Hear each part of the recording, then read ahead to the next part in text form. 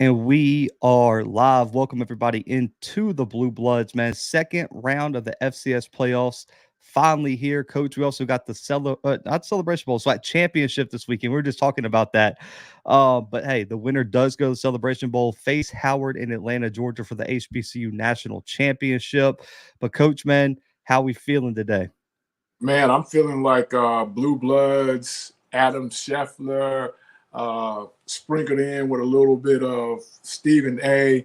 Phone blowing up, Twitter blowing up. I just showed you while we were off air the notifications.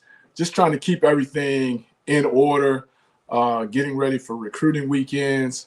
It has been a busy Thursday, man. Busy Thursday. Yeah, between coaching rumors, the transfer portal, high school recruiting, JUCO recruiting. I mean, I don't know how we're gonna keep up with it all, man. I mean, the amount of players, coach, that have entered the portal is just staggering at this point. And it's only November 30th. Like the portal officially opens next week. I'm dreading almost what that looks like for a lot of FCS programs. It's and like you said, this is the early. This is not even really official. So it's going to be. I can already see the masses at our level jumping in, looking at the level above us, not understanding that you're not on the same playing field with them. You know what I mean? To hear that one quarterback already has like $10 million offers to leave his school to go to another. That is absolutely absurd, man. But, again, that's where we are right now. That's the landscape. Yeah, that's Cam Ward, former Incarnate Word quarterback up at Washington State. Apparently, reports are that he has at least 5 to 10 schools that have offered him anywhere between 1 to 1.5 million to enter the portal. Now, I will say, insane that that's the future of college football. But on the other hand, man, I'm so happy for my guy Cam Ward. I mean, coach, coming out of high school, 0 offers, goes to a school called Incarnate Word that nobody can identify on a map, wins the J.A. Rice Award, third in the Walter Payton Award, becomes the school's all-time leading passer and all this stuff, goes to Washington State, does the same damn thing, and now he's the hottest quarterback potentially in the portal, man. Shout out to that kid. If he don't have Mike Jones playing on his call tone, he's doing it wrong, man. He needs to talk to me. That back then they didn't want me. Now I'm hot because he's hot. His story is amazing, man. I mean, and listen, that just shows high school coaches update your playbooks. You don't have a kid like Cam Ward running the wishbone. It's ridiculous at this point. Like, what are we doing? That's the only reason he didn't have any offers. He never threw the football.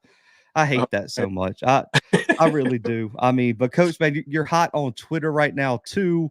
Probably the hottest recruiter in the game right now, man. Every kid that's in the portal, man, he's tagging the real Coach Fred on Twitter, man, and dropping the offers. And I see some fans from other schools tagging you, like, man, we see you doing the work, but it'd be cool if you leave our players alone. Hey, it's funny, man, because it's like I'm not. They announce, someone tags me, hey, I go look at it, tag them, hey, hit them up. Some have hit back, some haven't. But again, man, I think that's another show that we need to do soon. The state of college football. I'm all about it, man. But I think it needs to be put in some type of category, some type of box, because you got, man, D2s, you got D3 cats hitting the portal. I saw one guy, and I won't mention his name. I saw one guy from a lower group of 5 jump out. We offer, and it wasn't 30 minutes later, he had Power 5 offers. And it was like, man, that would have been a stretch for us. But, certain positions, man, are going really, really quick, really, really high. And I don't know if those kids understand that you're going in there to be camp legs, so to speak. But, wish them the well, wish them the best. But, it's really the Wild Wild West. It's about to get wilder. The biggest storyline from the portal is if you play offensive line or you play defensive line, you're probably going P5 if you hit the portal right now. If you're at least 6'2" or better. Even if you're not P5 talent, you're getting P5 offers because everybody's looking for offensive line. I mean, I saw a kid from Shorter who's a D2 who I don't know if they won a game this year, coach, has SEC offers right now. It's the world we're in right now, man. And again, man, I'm all about it, man. If the kids go do it, go do it. But I think they are caught up in the I don't want to say the stars or whatever, but I don't think they're looking at it for what it is. They're looking at it. I'm leaving Shorter. I got Vanderbilt, and I just use them offer. I've got another SEC offer, not understanding or even looking at the roster to understand what you're getting into or where you're going.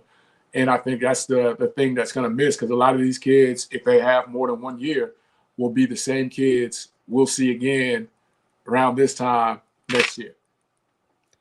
It's just ridiculous, man. I mean, I don't know how y'all keep up, because I can't keep up personally. So, I mean, listen, there's so many players right now in the portal that are impact guys that, like, depending on where they end up, could change a game. I mean, listen, we saw Keyshawn Johnson, Alabama State, into the portal. Adrian Maddox from Alabama State. Not picking on Alabama State. We'll get to some other schools, but those are two huge losses. And then they lost Mikey Vickers. Mikey to the draft. Draft. And that's your two bookend corners, man. And then listen, with the disrespect from the SWAC office, Bubba, it's your time to hit the portal. So I'm gonna go ahead and put that out there for him. And then just even like Haj Malik Williams, Campbell quarterback, going to that could be a game-changing addition for a year at quarterback. You had the kid, St. Thomas wide receiver, who was an FCS All-American last year, non-scholarship, hit the portal. He's a stud. I mean, quarterback Joey's a hooker, and I think they had 3 quarterbacks into the portal. So you got 3 choices if you're an A&T fan at quarterback to go pick from them. I'm just trying to think. I mean, Joey Slackman from Penn goes into the portal. I think he might have a P5 offer from every single Power 5 school that has a spot for a D lineman right now. It's just there's so many impact guys in the portal, but I still think Haj Malik, Keyshawn, the kid from St. Thomas, like, those are the guys who could stick at the FCS level and be game changers for a top program compared to a non-scholarship school or wherever they were. Even a kid like Bo Sparks, who was on our freshman All-American team on Monday, we give him the freshman All-American, the kid's in the portal like 24 hours later. Yeah. I almost feel bad. Oh, and then, Andrew Body hit the portal today as well, reportedly. Just a few hours ago, yeah. Yeah, so, I mean, and who knows where he's going to go. I know FAMU's putting on, like, the works for him right now to get him down in Tallahassee, but I'm sure he'll have some G5 interest and everything. But, Coach, man, we got to get to the playoffs, the SWAC Championship this weekend, FAMU versus PV. So, guys, we'll do 2 in-depth previews for the playoffs, preview the SWAC Championship, and then the rest of the playoff games will be in our Pick'em segment at the end. Coach, just to kind of give you a layout of the land, the spreads are kind of all over the place this weekend. I think the Montana North Dakota State one's a pick 'em. That's a 0.5 favorite for Montana State. Albany, almost a 10-point favorite over Richmond. South Dakota, 7 points over Sac State. Idaho, a 3-point favorite over Southern Illinois. Nova, only a 6-point favorite over Youngstown. Furman, 4.5-point favorite over Chatty. An interesting one, Montana, 11.5 over Delaware. But, Coach, the disrespect to our guys, South Dakota State, a 28-point favorite over our guys over there in Mercer, my guy Ty James and them. And I'm scared of that one. it's tough, because is Mercer that bad? No, I think they're a really good team. It's just like that line almost represents how dominant South Dakota State has been all year. Yeah, I don't think it's a slap to Mercer. I think it's a tip of the cap to South Dakota State, that they're saying, we know this team is 28 points better than their second round opponent. We're not talking about the opening round. We're talking about the second round. So I wouldn't take it as disrespect for Mercer, but I'm sure that's somewhere in their game plan notes, game plan handouts to the players. But me on the outside looking in, I'm just, man, part of me says, yeah, run with it. And part of me is like, man, that's a lot of points, man. That's And a I'm lot not of saying they're points. not going to win, but I'm just saying by that much. That's a lot. That's a lot of points. But coach, we'll get to our second round game of the week here first. North Dakota State traveling to Bozeman, Montana to take on the number 6 seed Montana State. Coach Brent Vegan facing his former program again. Now, the last meeting, North Dakota State defeated Montana State in the national championship game at the end of the 2021 season, 38-10. Montana State does lead the series, though. Is there any way the Bison can pull off the upset on the road up in Bozeman this week? They can. If they can turn Malott over and keep that run game in check, they have an opportunity. And if they can get up and get their run game going, they definitely have the opportunity. I just, going on the road, I think adds an extra layer of problems for them. Now, if this was at home in the Dome, I would probably go with them just because the home field advantage. But if they let Malott get going and that running game get going and they fall behind 2 scores, it's going to be tough for them. It's going to be tough. Montana State brings in a 26-game home winning streak, coach. Again, tough for them on the road. The longest in the country. And if they lose and FAMU wins this weekend, FAMU will have the longest home winning streak in the FCS, depending on what happens in that PV game. Coach, the thing I'm looking at most is, and this is almost obvious with this matchup, how does North Dakota State's front seven compete against Montana State's offensive line? And it's not even just a rushing attack, coach. It's the different ways they can hit you, because all their running backs, even their 2 quarterbacks, they get you in different ways. Malott's a bit smaller, a little bit shiftier. Sean Chambers can get after it, but he's a little bit of a bigger target, run style a little bit different than Malott. You've got Julius Davis, who's a big bruiser, runs into contact, likes to be physical. And then you got those quick hitters in like the Jared Whites and those smaller guys who can hit one crease, they could take it to the house.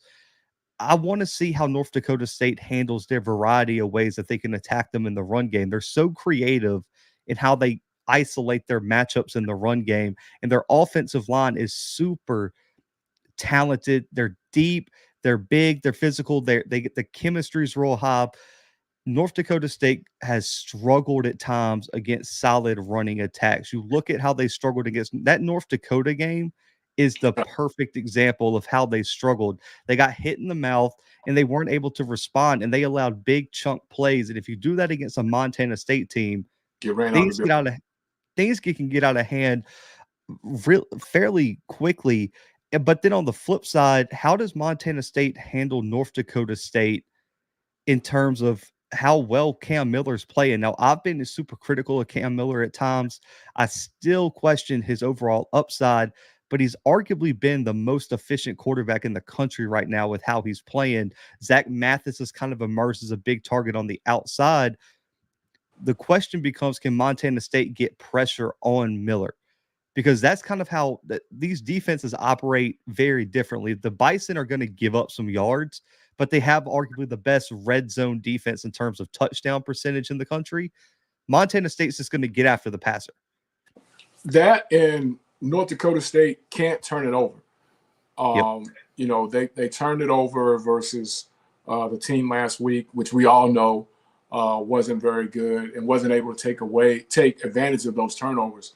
So they can't turn it over, and like you said, their D-line has to show up in a big way just because. And then you turn it over, you don't stop the run, this could get ugly before halftime. Now, if you can stop the run and make them one-dimensional, taking away something from them, then you have an opportunity. But that home field advantage and the way that quarterback is playing and the way Jay Davis is running the ball, it's going to be a tall task. It's going to be a tall task. And I think that's kind of where the distinction comes in for me, is that North Dakota State has really thrived on forcing teams into mistakes, and Montana State doesn't make many mistakes. I want to say that they lead all playoff teams, right? Current playoff teams with like 6 turnovers. The lowest Man, amount. like, yeah, that's tough because if they start getting things rolling, are they going to make that mistake where North Dakota State historically, especially down the stretch of the season, has capitalized on other teams' mistakes by forcing them into bad situations? If Montana State doesn't crack the door, are they going to be able to kick it in? Because that's kind of been their strategy is they force a turnover, they get you down the red zone, force a field goal, and then they're going to go beat you on the other side of the ball. Is Montana State going to do that? Because they're super efficient in the red zone because they run the ball so well and they don't make mistakes. So my question is North Dakota State's strengths, are they even going to get to show off their strength? Because I don't think Montana State's going to put the ball in harm's way. If they're playing behind, they're not going to be able to. So they've got to come out with the mindset, which everybody does week after week. I get it. But they've got to come out with the mindset of really, really putting a focus on not playing from behind. So, you kick off, Montana State walks you down the field, that's fine. You've got to answer. You cannot punt that ball back and give them another opportunity to go up on you, rather that be with a field goal or a touchdown, and you just hit on it. When they get in the red zone, they're really efficient. And then you look around and you're down 14-0. That takes away, I think, what their strength is, which is trying to control the clock, running the ball, timely play action, stuff like that. But if you get behind 2 scores, play action is null and void when you're talking about a team like Montana State that's not going to make the mistake of, safeties running down when they should be back, and now you got people wide open, down the middle of the field. They don't make those mistakes. So you cannot afford to play behind in this game if you are North Dakota State. And Colby made a really good point in the chat. The thing, too, if Montana State struggles in the red zone, their field goal kicking, their special teams has been terrible this year. Remember, they cost them that Idaho game, really and truly, was their inability to make those field goals. That worries me to a point because of how good North Dakota State is in the red zone. But I'll be honest, Coach, with the home field advantage, with the variety of weapons, with North Dakota State's weakness being the rushing defense, I think Montana State has enough to get out of here with a close win. I don't see this being a blowout either way. Like, this is going to come down to the last play, the last drive. I like Montana State to win this one 34-31 this weekend over North Dakota State. Okay. I like it more same person to win, same team, but I'm thinking down the lines of a 31-17 type thing where they get one late to make, to push it to that 31. But I think this is a game that they're comfortable in the whole time, meaning they have a cushion. It's not nip and tuck. It don't come down to the last, possession. So I got them pretty comfortable with the 31-17 type of win for them at home with that winning streak, with that crowd. That's be a huge win. Timothy just came in here and said Mercer is now a 32.5-point underdog. Is the updated. I got to ride with Mercer. You're gonna give me 33 points, man. I got to go. I got to take that one. I like 30. I like 32 points on that one. Coach, man, the next biggest playoff game, I kind of went back and forth because there's 2 I'm really interested in, but I'm going to go with the one they flexed to ESPN2, Southern Illinois versus Idaho, Coach. If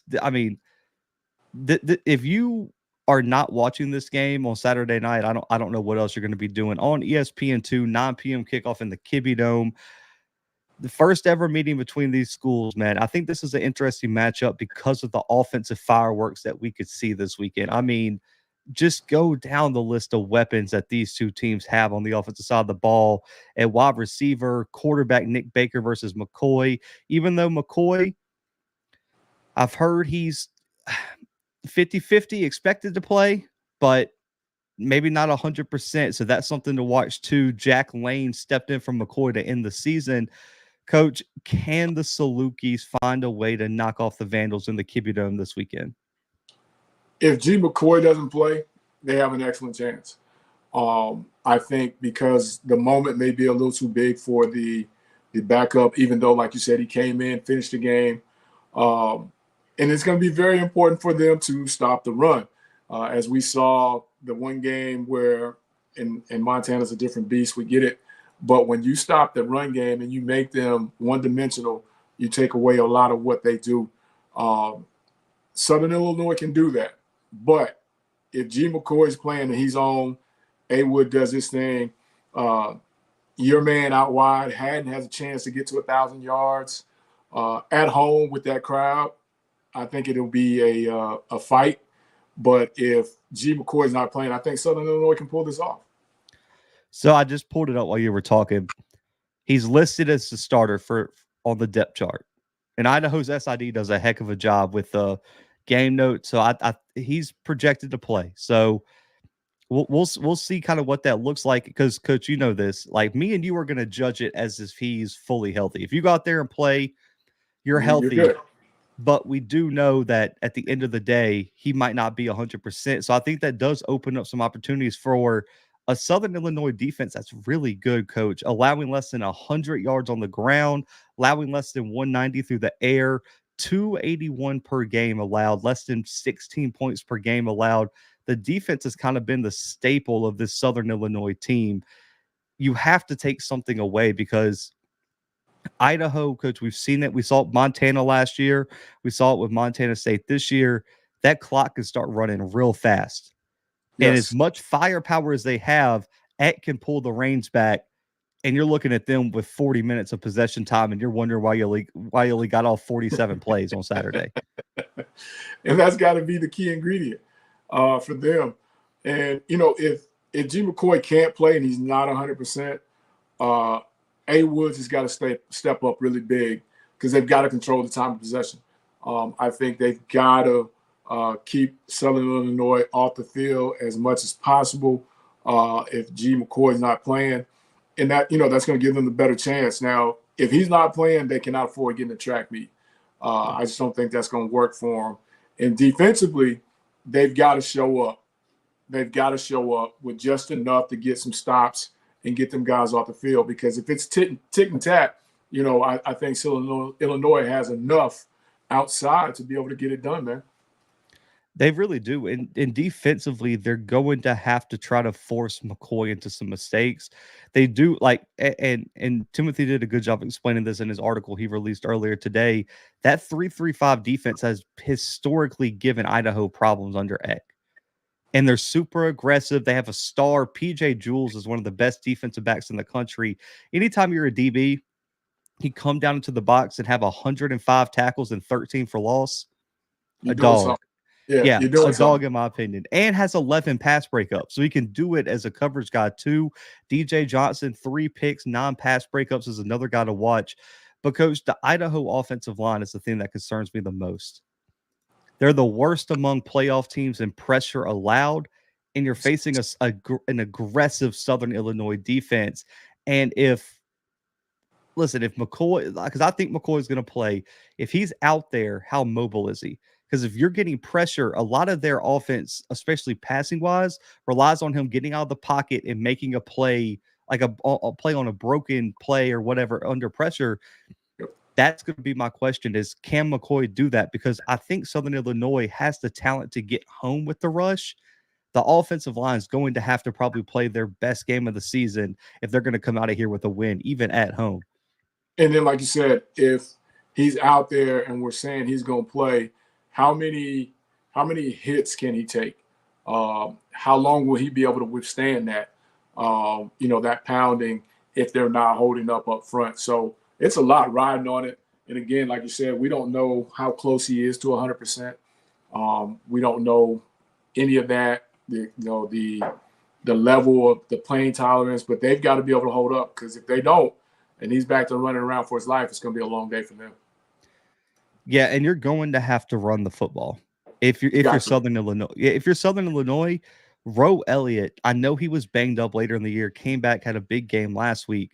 You got to run the football as well, because like we talked about, if your defense is on the field for an extended amount of time, Idaho has too much firepower for your defense to hold up against that, especially on the road. You know, a long trip from Illinois to Idaho, late kickoff, especially at 9 p.m. Central Time. I mean, extremely late kickoff.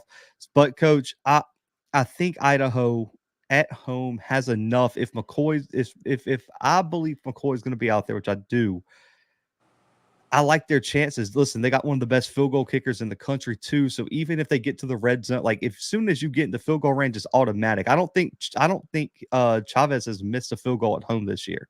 Not none. So I like Idaho's chances. Give me Idaho 28-24 this weekend over Southern Illinois. We're close. I like them as well, but I was more on the 28-25 type thing. They ended up holding on late with that guy, ending the game for him. G. McCoy to Hayden Haddon for the game winner to put them up 28-25. That's how I kind of see that one ended up. Coach, let's get to the SWAC championship here. FAMU hosting Prairie View A&M this weekend. Coach, the Rattlers defeated the Panthers 45-7 on October 28th. There is a 97% chance of rain on Saturday. It's going to be ugly. It's going to be how these teams adjust to that. Can the Panthers, Coach, this would be a massive upset if PV can pull this one off after what happened at the end of October. Can the Panthers find a way to get it done and win the SWAC championship, or do the Rattlers make history winning their first SWAC championship in school history? The rain gives PV an opportunity. It gives them the opportunity. It gives them the opportunity to keep this thing from being like it was last time. I just don't think they have enough to combat what FAM has offensively. And if Musa is who they all say he is, he'll be good enough in the rain with the weapons that he has around him. They'll get just enough run game to keep this thing rolling for them right into the national championship game, the Celebration Bowl. The rain kind of levels it just a little, but I still think FAM takes this one like a 25-14 type of ball game. If Musa is who they say he is. Now, if he goes out and struggles in the rain and PV gets that run game going, they could have problems. But FAM is built for this, though. Their defense is built for this. Let me ask you, because this was a big point of discussion last night on HBCU Nightly. Everyone's talking about the rain's kind of the equalizer and that it could kind of bring FAMU, down to PV a little bit.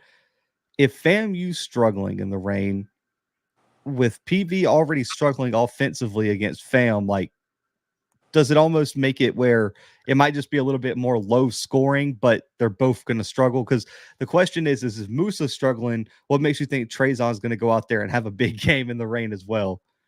No, I say that it keeps it from being 40-14. Yeah. Now, if this was on grass, it'd be something completely different. But I'm sure they'll have 100 footballs running them in and out of that game, keeping them dry on the FAMU side. As long as he don't come out there throwing pick sixes, fumble, scoop scores, just madness, I don't think it levels it enough to where they just, PV wins it. No, I don't think that. And I don't think if Musa's struggling throwing it, Trezon's going to struggle as well. Just because that's not what he naturally does. So, I don't think the rain just makes it 50-50. No. I just think it keeps it from being 90-10 type percentage, that's my take.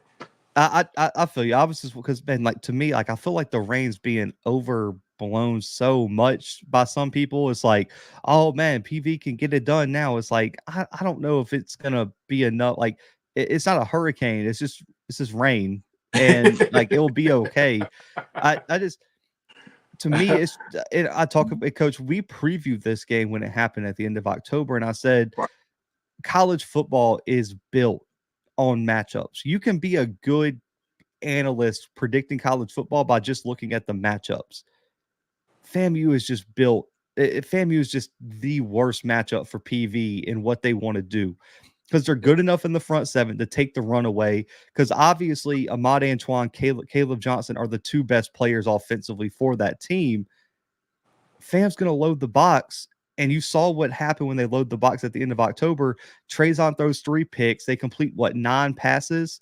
Yep. And they held them under 200 yards of total offense.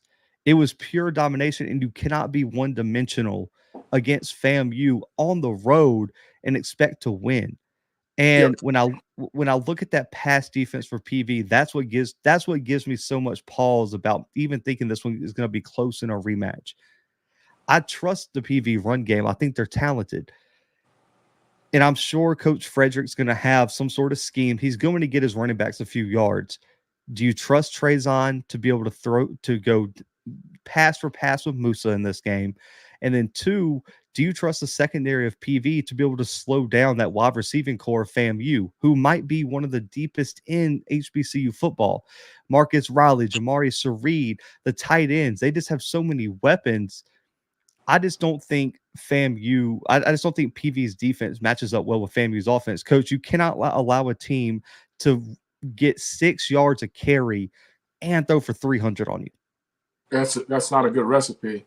And that's why I feel like as long as Moose is not serving up pick sixes, as long as they're not putting it on the ground for, scooping scores, this game is going to be pretty much the same as the other one. I just don't think you make up the difference from that first game just because, like you said, the style. FAM is built for the run. They're built for that. They're box players. That front seven is built for what PV does best, and that's run the ball. And FAM is not going to change a whole lot from their first game plan. Of course, you'll have different wrinkles, just like PV will have different wrinkles. But you're not going to look at a completely different game plan and have completely different results. It's just not going to happen. That's why I say this one will still be in FAM's favor. It just won't be 40-14. It'll be more of the 30-14, 30-10 type thing. But I still have FAM winning this one. And I'm not hating. I'm just saying I still have FAM winning this one because it just doesn't match up well for PV. Yeah, because I think FAM's defense, you look, statistically one of the best in the country this year. Anthony Dunn's played well. We know what Isaiah Major is, SWAC Defensive Player of the Year.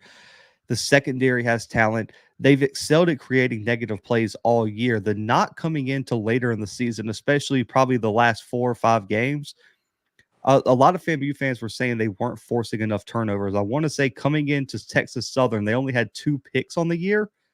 They ended the season with a pick against Texas Southern, 3 picks against PV, a pick against A&M, and then 2 picks against Lincoln and Bethune. They started forcing turnovers at such a high clip. If PV is going to pull the upset, you have to win the turnover battle. That is like non-negotiable because FAMU's a better team. They're better at almost every position. You cannot lose the turnover battle. You have to win the time of possession. And you have to get pressure on Musa. You have to take something away. You cannot let them throw the football down the field and run for 6 yards a pop. Take something away. And if you're me and Coach, you've seen the film on both of these teams. You have to take the run away, in my opinion. Yes. You take the run away. Yes. Musa, in my opinion, he's a good quarterback, probably best in the SWAC right now. Well, I won't take it away from him. But I feel more confident if he has to win me the game than I do taking the pass away and they're running for damn near 5-6 yards a carry because they got too much talent at running back. Yeah, it does you no good because they've got at least 3 guys that can come in there and tote it and be solid. So I'm like you got to take that away and then you live with what happens. You load the box and then you live with what happens, especially with the rain element. Now we're going to load the box, take away the run. If you can throw it 40 times and complete 35 of them and beat us, great. You deserve it. We already know you're the better team. But that element becomes a little bit more tricky with the rain element than turning around and putting it in somebody's belly. So I want to take that away, make you beat me here, and then we'll live with the results. Yeah, and listen, Mr. Corey in the chat makes a good point. That's where I was going next. Since that FAMU loss, PV wrote off 3 straight wins. They ran for 189 and 3 touchdowns, 163 and 2 touchdowns, and 170 with 2 touchdowns. Thanks a lot, Alabama State. Yeah, Bama State struggled with their rushing attack. To me, the golden number is 175 rushing yards for PV. And time of possession. Yes. Yeah, of course. It's 175 and 2 rushing touchdowns. Yes. And you got to have those drives. That's the golden number for me. Like if we're sitting here, Coach, on Monday and we're talking about a PV win, that turnover battle and 175 and 2 touchdowns on the ground is where I'm setting the bar. Caleb Johnson and Ahmad Antoine have to go crazy this weekend. And we saw this. I want to make a weird comparison. You saw this with Texas Southern. They hit the 175. Just a turnover. They didn't get in the end zone too. Ladarius Owens ran like crazy, but they couldn't punch it in. Ahmad Antoine, Caleb Johnson has to get it in the end zone. That's why I say 175 with 2 touchdowns. Usually people set the bar in yards. You got to have those 2 rushing touchdowns to take the pressure off of Trezon. You get a lead, get yourself comfortable. And then at the end of the day, you've got to limit, as you say, FAMU's got to look up at the end of that thing and say that they only had 40 plays, you know what I mean? That kind of thing. Shout out to Mr. Corey, man. 27-24. Yes, I'm biased. That's Caleb's dad. So I get it. I like it. I don't think it's 45-7.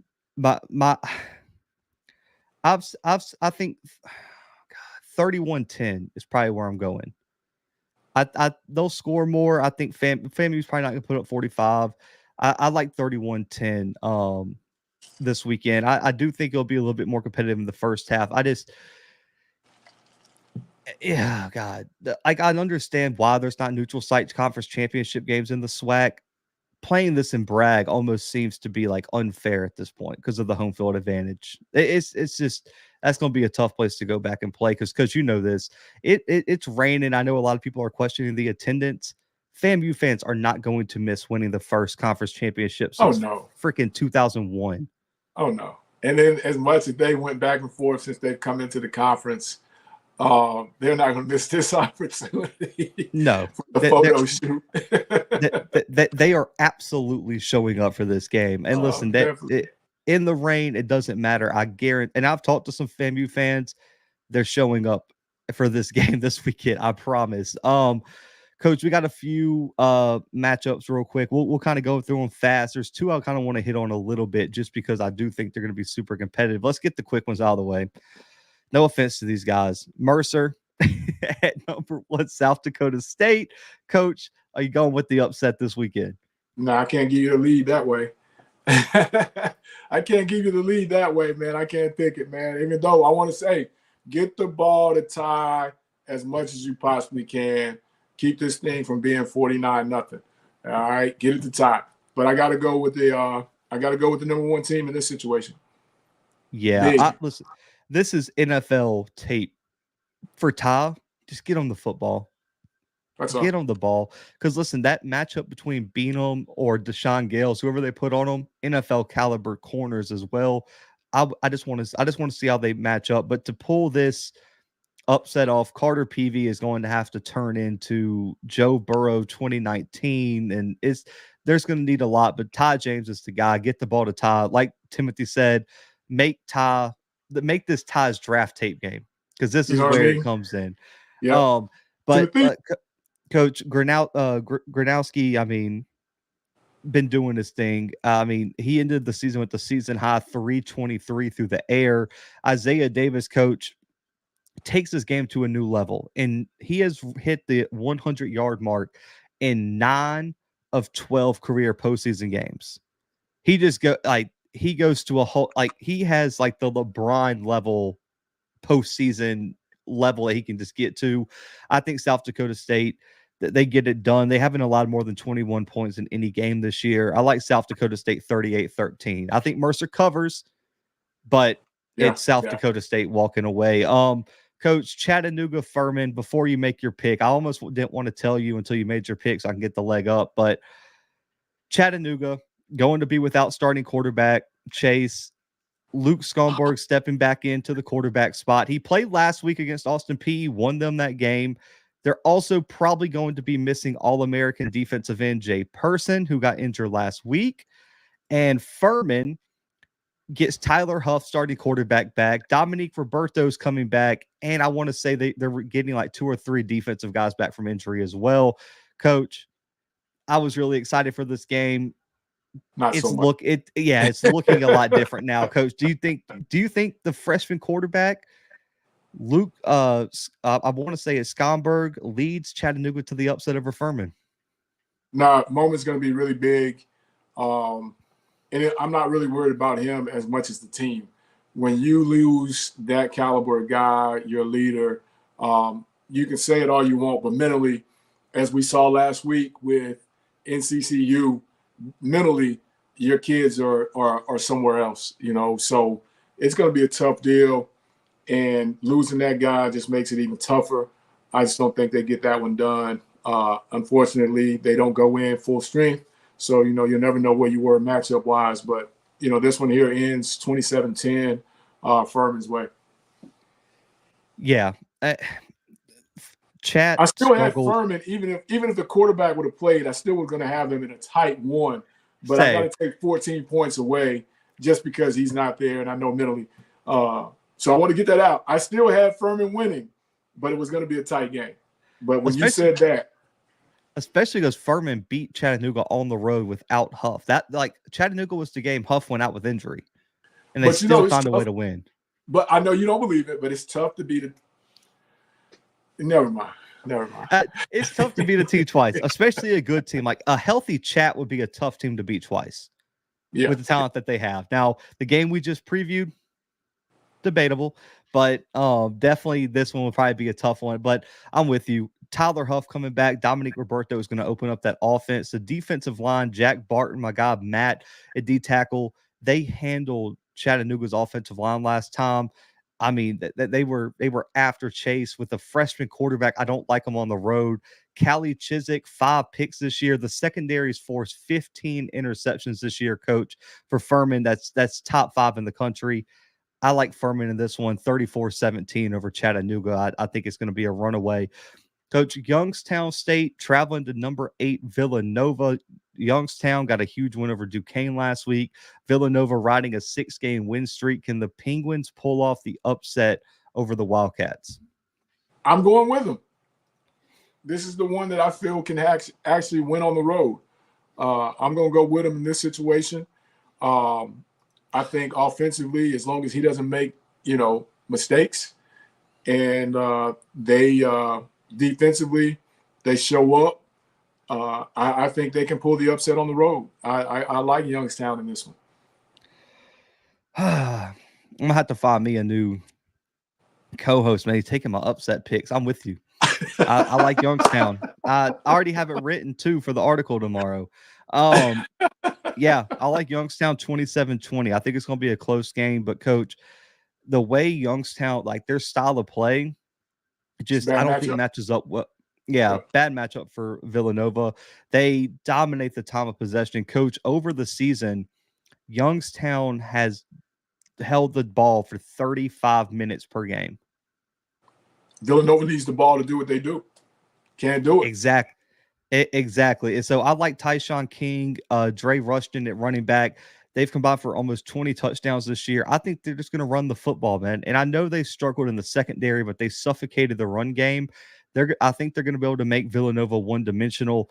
And when you look at Connor Watkins, he's had some games, but I just don't know if he is that guy to really take advantage of the secondary weakness for Youngstown State.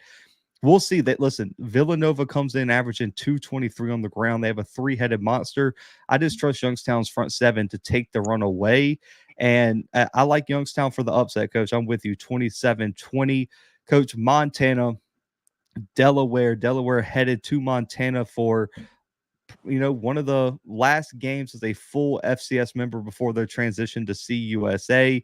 Coach, can the Blue Hens pull out the huge upset over the Grizz on the road? That's at night. I know it gets cold in Delaware as well. That's going to be a different cold. On the road, I just don't think they get it done. And, C. McDowell was playing really good at the right time.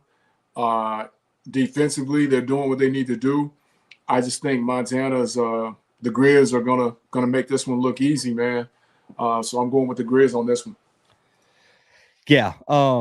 Delaware struggled last week with a Lafayette defensive line who's super talented. Don't get me wrong. It's not the Montana defense. I think Montana is going to pin their ears back. We still don't know what's going on at quarterback with the Blue Hens. They're still rotating quarterbacks. They struggled with turnovers last week. They had 3 in the first half that really let Lafayette build that early lead. Montana, their bread and butter is rushing the passer and forcing turnovers. I think this one gets really ugly. I love how Clifton McDowell is playing. I think he's the hottest player in the FCS right now. Eli Gilman is going to win the Jerry Rice Award. He can run the football. Junior Bergen's a weapon at wide receiver. At home, that team is just different, and they're probably the hottest team outside of South Dakota State right now. Coach, I like Montana big in this one. Give me the Grizz 35-14 over the Blue Hens this weekend. Let's see, where do I want to go? Because these last 2 games are super interesting. I'll be honest. I still don't. I know who I'm going to pick in one. We'll go there because I want to say the one that I'm questioning myself on last. Albany hosting Richmond this weekend, Coach. A CAA matchup here. These teams did not play during the regular season. 11 a.m. kickoff on ESPN Plus. Coach, can the Great Danes get it done, or do the Spiders continue that momentum after a tough start to the season? Man, this team is playing completely different. Had a big win over Central last weekend. Coach, who do you like in this one? This is the game that I thought you'd have been wrestling back and forth with. Not the Sac State, but because you've been Albany all year now. That's why I'm not wrestling with it. That's why I'm not wrestling with it. Oh, we riding with Albany. Oh, okay. Oh yeah, we riding with the. I'm gonna go down with the ship for Albany. I'll just say that. I might even pick them against Idaho next week if that's the matchup. We might have to watch that one together. Because I'm going down with the Idaho ship, so we might have to watch that one together. Hey, Coach, I don't know if you'll be recruiting next week. Listen, I can get us in that game, and we might have to get some plane tickets booked. I'm going to be on the road, unfortunately, but we can do a live watch party somehow. But if Richmond starts out the way they did last week, this one's going to be tough for them. And as much as I want to go the other way, I think that Albany is riding the Bluebloods wave. They're fueling the ship, and this is just another one, man. I think they get this one because they're at home. Now, if they're on the road, I think it'll be something different. But Richmond on the road, I won't say barely getting by because they blew it open late, but the slow starts tend to catch up with you in moments like this. And this is one of those moments where I think the slow start's going to catch up with them. Yeah, I'm with you. I think this is a terrible matchup for Richmond. You have a quarterback for Richmond who played well last week, but Central's secondary isn't the strength of that team. They were able to kind of be balanced. Richard goes out with injury. The Spiders have struggled against good quarterbacks. Poffenbarger with Brevin Easton, with Julian Hicks, with Diaz, with Woodle coming out of the backfield. They got too many weapons offensively. Poffenbarger's been playing at an elite level. I think at All-American level. They can also run the football. They got multiple running backs that can do that. And then, Coach, the biggest thing is they struggle protecting the passer against elite pass rushers. I don't know if there's 2 better pass rushers in the country than those 2 guys for Albany, man. Listen, AJ Simon and Anton, both over 10.5 sacks this year. And then on top of that, you have Dylan Kelly, Coach, going into this game, has 145 total tackles this year. Would he have one player of the year in SWAC? Probably not. They probably won't. I'm playing. Probably not. I'm playing. I don't know what else you need to do, but 145 is crazy. They have another. Their second. Listen, their 2 linebackers, Coach Dylan Kelly, 145, 8 tackles for loss, 2 picks, and then Ori Jean Charles has 98 tackles with 11.5 for loss. They create negative plays at such a high clip. That's where Richmond's going to get hurt because Richmond thrives when they stay in front of the chains. I think they're going to catch themselves in second and third and long way too much, man. I like Albany in this one. Give me Albany 37-27 in this one. They need to buy the defensive line. I don't know, gift cards to whatever eatery is near there because you're cleaning up because those guys are taking care of that up front, allowing you to move and run clean. That's really impressive. That is impressive. There's going to be some mad people because Coach, I know you probably we're getting you ingratiated with FCS Twitter, but there's like this weird like saying people hate when all American teams aren't filled with Valley and Big Sky players. Like they think those are the only guys that deserve it. There's probably 7 players on this Albany team that are probably going to be on our All-American team. Those type of numbers, they should be. I don't care where you're at. They're just that good. And I know people are going to be pissed about it, but there's a reason this team is top 10 in the country. And to your credit, man, you've been saying it from the preseason that they have the guys to do it, and they've actually went out and done it. Coach, let's get to the final game here. I still don't know where I'm going. So, listen, if this was a show like ESPN where they put our picks on the screen for game day, the producer would just have a question mark by mine because I don't have anything written down for this game in terms of pick. Sacramento State traveling to South Dakota, Coach. The Hornets picked up a massive win over North Dakota, looking to complete the Dakota sweep this weekend. Do the Hornets get it done this weekend? Does South Dakota continue to roll? Do you think SAC stayed out there like the NBA teams, just stayed out there instead of going home and then coming back to the Dakotas? No, but they should have. I would have. And here's why. Now they might have. Well, they might have. They didn't. They should have. And they should have got with a local high school, and that's where they should have went in practice. Because to me, it's kind of an evenly matched thing when you look at the numbers. But I think the home field, you're talking about a key, and I don't know how cold it is in SAC, but I know it's not going to be as cold as it is in this is in a dome, so. But I'm saying as far as getting prepared for this thing, yeah, that's you know what I mean? It's going to be a different atmosphere for SAC. So to me, coming in, I got to ride with the home team just because I think AB at home is going to be a little more comfortable than, say, Bennett. And I think South Dakota, as you always say, you've got to take one thing away. Either you let Bennett beat you with his arm or you let him beat you with your legs. You can't let him beat you with his legs. So they've got to take that away. And they're at home. I got to go with the home team. Oh, man. Got to go with the home team. I'll be honest. I'm struggling so bad because there's a team that, like, I last week I wanted to go with Sac State so bad. And I was like, I just don't trust them to pick the right quarterback. And then Caden Bennett went out there and went crazy. We both. You know what? We haven't. I don't think we've differed on a pick today. I'll go the other way. I'm going with Sac for the upset, and my main argument is Caden Bennett is just playing at that level. Over 500 yards rushing, 6 rushing touchdowns. He can do it through the air. And I really do think Sac State has an underrated wide receiving core. Carlos Hill, Jared Gibson are playmakers on the outside. Both of them with 600 yards on the year. Their defense worries me a bit, but the question becomes to me, can they establish their tempo in the game? Because Sac State is really good when the game is quick tempoed, explosive plays, get on the ball.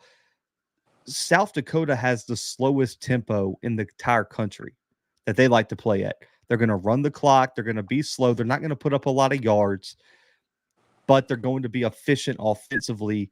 The question becomes, can Sacramento State get them off schedule? Because, Coach, this was with slow-paced teams like that, if they stay in front of the chains, it's 2nd and 4. It's 2nd and 2. It's 3rd and 1. And then they're gonna get the first down. Man, the clock starts churning against you. And then Caden Bennett's on the sideline in a hoodie, and it doesn't matter what he's doing because they're just going to run the clock out. And the other thing is you cannot turn the football over, because that was really the key with South Dakota, North Dakota State, is every single time North Dakota had a chance, they would get to the red zone, make a mistake, and South Dakota was able to capitalize. I just like the trajectory that I saw from Sac State last week, Coach. Caden Bennett's on a mission. Give me Sac State for the upset. I'm just going to trust my gut here. I should have done it last week. I'm going to go Sac State with the upset in this one. We both wanted to pick them last week and we didn't. It wasn't that long ago that they were really struggling. And I just think if they get behind, I think that's where the struggles come back. because, like you said, the styles. This is not a good matchup. This is not a good fight. Like you said, it's not a good fight. One wants to be a brawler. One wants to jab, win at the end of the rounds. So if the guy that wants to slow the fight down, if he gets ahead, which is the home team, I think that puts the other team in press mode, and that's not their game. When you take that runaway and now they've become one-dimensional, I think that's where Bennett becomes an issue for the offense, because I think he starts to press at that point. But when they're free-flowing, he can run, he can throw, they're good. I think they're a tough out. But I just think this one here at home, on the road for them, it's just going to be a bad matchup. Bad matchup. I'm with you, because that's what does concern me, is that they didn't look good ending the regular season. The way I'm looking at it, though, is when Bennett was the full-time starter, this was a team that went and beat Stanford. They competed with Idaho. They competed in all these games. They put up 30-plus points against Montana State. Yeah. We've seen them do it. That loss to Montana sticks out, but Montana at home beat the hell out of Montana State too, and no one's questioning them. Yeah. And then they made the quarterback change, and it was just like it sucked all the momentum out of the room. It's like, I don't understand that, and it's almost like now that you put Bennett back in, it almost worked as like a motivational tactic. Like, we're going to bench you, but now he's coming back and he's on a mission. I got a feeling he can make a play. I know people are really high on, I want to say it's Aiden Bowman, quarterback of South Dakota, man. The kid's a playmaker too.